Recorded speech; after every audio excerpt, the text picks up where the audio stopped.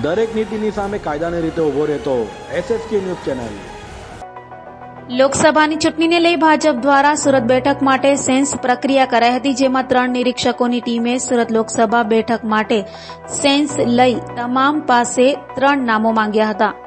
કોંગ્રેસ આપના ગઠબંધન બાદ હવે લોકસભા ઇલેક્શનને લઈ ગુજરાતમાં ભાજપ પણ હવે મેદાને ઉતર્યું છે।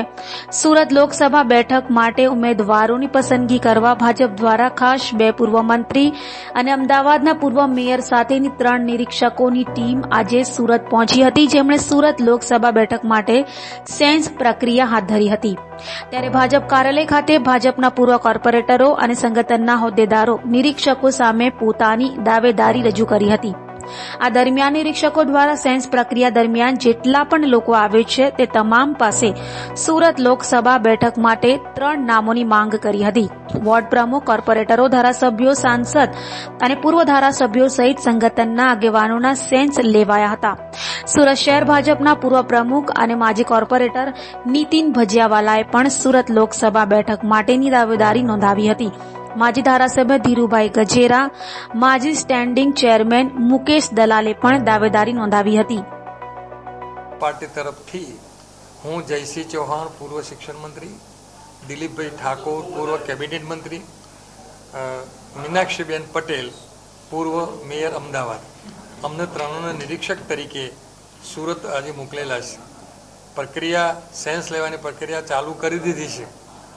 આ પ્રક્રિયામાં સુરતના જેટલી વિધાનસભાની અંદરથી જે કોઈ ઉમેદવારો હોય અથવા તેમના માટેનું તરફદારી કરતા હોય એવા મોરચાના, સંગઠનના, કોર્પોરેટરો અને જુનિયરો, સિનિયરો સંગઠન બધા દ્વારા અમે મળીશું, એમનો અભિપ્રાય લઈશું।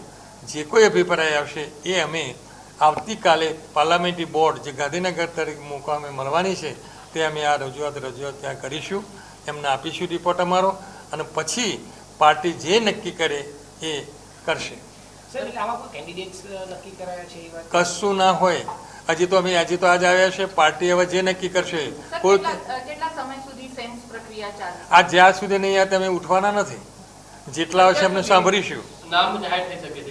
એ બધું પાર્ટીને ખબર, અમને નહીં। અમે કાલે આપી દઈશું, પાર્લામેન્ટરી બોર્ડ જે નક્કી કરે એ કેટલા આવશે, કેટલા નહીં આવે, ક્યાં સુધી અમે લઈશું, જ્યાં સુધી જેને રજૂઆત કરવી હશે અમે શાંતિથી સાંભળીશું। અત્યાર સુધી આપણે પાસે કેટલા નામો આવે છે અને કેટલાનું આપણે હજી તો હમણાં ચાલુ કે 10 જેટલા થયા છે સંખ્યા, બસ 10-12 થયા છે, બાકી તો જેટલા આવશે। ચલો, થેન્ક યુ। દરેક નીતિની સામે કાયદાની રીતે ઊભો રહેતો SSK ન્યૂઝ ચેનલ।